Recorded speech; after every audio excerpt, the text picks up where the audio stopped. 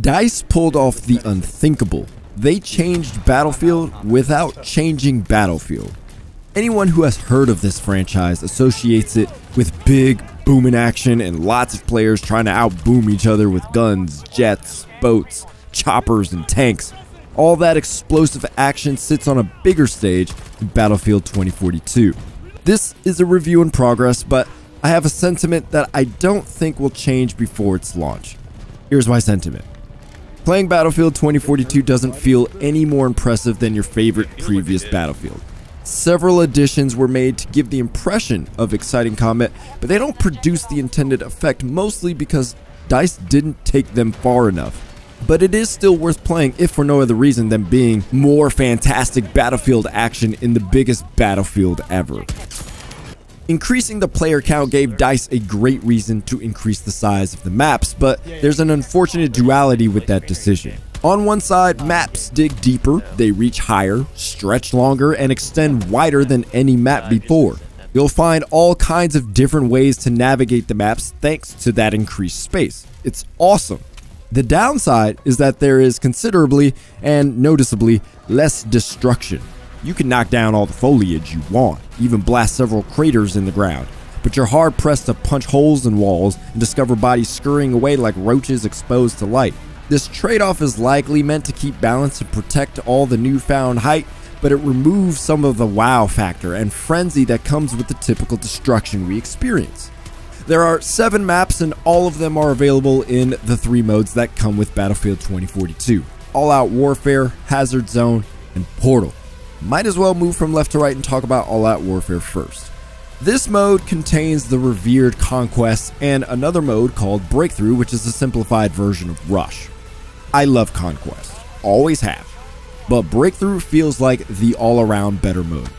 Playing Conquest suffers horribly without communication. People flank from all sides with no defense, snipers perched on high towers, and aircraft don't put pressure on them, and players rotating at all the wrong times, and it creates the same troubled chaos Conquest always had.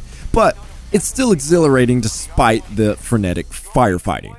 But Breakthrough does a better job of helping players focus. You attack or you defend. You advance or you retreat. That's it. People are rarely tempted to try and flank you. It's kind of hard to. You're generally always facing forward trying to prevent advances or trying to advance. That simplicity keeps people's worst desires in check, while Conquest lets people roam free. Another benefit to Breakthrough's simplistic objective is that it keeps people from overcommitting to a class such as too many snipers, because voice prompts constantly remind you how many reinforcements you have left or how far forward the attackers have come. To lose in Breakthrough for not playing the objective feels undeniably foolish compared to Conquest, where there's a litany of reasons why you could have lost a match other than not playing the objective. What's remarkable is how balanced Battlefield 2042 remains despite the huge increases in player count and map size. But it's that balance that causes modes like Breakthrough and Conquest to lose some of that swagger 2042 should easily possess more than previous games. 128 players inside these maps doesn't feel any more chaotic than previous Battlefields, even when players hyper-focus on one point. 64 players on Operation Metro feels more hopeless than surviving with 128 players on Hourglass, which is the biggest map, or even Orbital, which is a mid-sized map. If you're playing through Breakthrough though, those bottlenecks are intensified, but somehow DICE managed to create pockets where people fight, and what you come out with is a game, whether Conquest or Breakthrough, where people on both sides form these cliques and kind of take a lane and try to plow through that lane. It truly is exceptional design, and I never felt overwhelmed. The downside is, you often don't feel like there are 128 players fighting with you. The sense of awesome scale is diminished, and while it doesn't minimize the gameplay, it's still disappointing.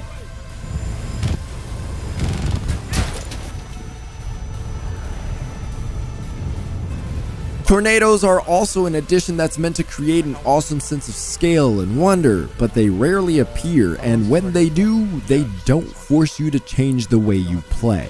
They hardly ever move through the major hotspots. Whenever they do show up, they're on the edge of the map. You know when one is coming because the weather changes, but then you look and it's so far off, it's not worth considering. Too many times I call to my teammates, hey, tornado on the field in this direction. That's it. One time we had to get close to it, but even then we weren't swept up by it. If I were to judge a tornado's ability to sweep me up based on 2042, I could basically stand next to one and stay on the ground. It's one of the most disappointing elements of Battlefield 2042. I see one. DICE has introduced a new mode called Hazard Zone. It's a PvPvE mode that is simple in form but works very well and makes great use of the current maps. The goal is to search for data drives and successfully extract them with your 4-person squad. It's not as tense as DICE wants it to be, but it's still thrilling. There's always subtle tension when searching for and trying to grab data drives because it always feels like someone can ambush you at any moment. But most of the time, you're dealing with bots. Even though 32 players are on the field, 24 on last-gen consoles, you don't see too many of them except when the extraction jet comes or if there's a high-yield data drive capsule. I don't mind that I encounter more bots than humans, but I do think there could be more PvP encounters without making less skilled players feel like they're going to die in the first 3 minutes. Hazard Zone matches take place on maps available in All Out Warfare and work well, doubling as scavenging environments. Out of the 8 rounds my squad played, we only extracted 3 times, but we weren't varying our tactics much when we were on a very open map like Discarded versus a map with a lot of terrain and hiding spots like Orbital. As people continue to play and tactics evolve, it'll be interesting to see how people navigate and attack or ambush other squads. Trying to reach an extraction point and getting out can be very dramatic. One of my squad mates took out an entire squad that was in the ship already. Then he got in the ship before it took off and successfully got out. Another time we made it on the ship with less than a few seconds after surviving a firefight with another squad. Win or lose, Hazard Zone is very fun, especially when there's communication. The economy could use work though. You earn money for extracting data drives, but you also earn money for killing bots, though it's considerably less. You use that money to buy better guns and equipment for the next round. Even though we didn't earn many extracts, I never felt like I was at a huge disadvantage. It doesn't hurt too much to buy things, which does decrease the tension. The plus side is that you don't have to be amazing. You can just shoot bots to build up credit if you want and go for extracts later. There's a lot of variability in the way you can play, but the better you do per match, the more opportunities you have to gain money. Other than that though, there's not much reason to win a match other than increasing your extract streak, which unlocks more options for you during battle. There are no other incentives other than leveling and battle pass progression. Over time, Hazard Zone just seems like a mode you play simply because you enjoy it, but it is enjoyable. In order to maximize your effectiveness in Hazard Zone or either of the All Out Warfare modes, you'll need the right specialists for the job, and most of them are fun to use. Easily the best part about using a specialist is configuring all the gear and figuring out viable combos, since specialists can use any piece of equipment except what is native to them. One of the assault specialists has a grappling hook. No one else can have the grappling hook, but the assault can use a sniper rifle. So just because you see someone who looks like the assault specialist doesn't mean they're carrying the default assault kit. You might find it's a sniper who can grapple hook closer to you for a better shot. That kind of wild dynamic makes fights much more exciting. The fear of similar specialists running around and everyone being confused is unfounded at this point. There are 10 specialists and each of them provides their own viable strategy, but allies are clearly marked against your enemies and there's too much variation for anyone to be confused. In terms of usefulness, it's early, but I don't foresee a scenario where any specialist is unusable. You have a specialist that can heal from a distance with a healing gun, you have one that has a wingsuit to drop in on enemies quickly, and another, one of my favorites, is named Irish. Black dude, white beard, older, Irish, get it? Now is the time. Anyway, he carries 2 drop shields and a mechanism that blocks explosives. None of these specialists take away from what makes Battlefield fantastic, and they don't add too much to completely alter how fights normally play out. This is one aspect that I am glad DICE didn't go too far with their design. So far, it's perfect. Choosing the right specialist is specifically important in Hazard Zone since you can't choose the same specialist. That forces strategic compositions, which enable a better playing experience overall. That was certainly the case for me. I'm a little mixed on the weapons. I haven't used one that doesn't feel good, but DICE says there are over 70 weapons, and we've seen about 20 to 25. In some ways, I like the small selection because most of the guns feel different enough, or at least provide something noticeably different from a gun of the same class. but that also means there isn't a lot to unlock.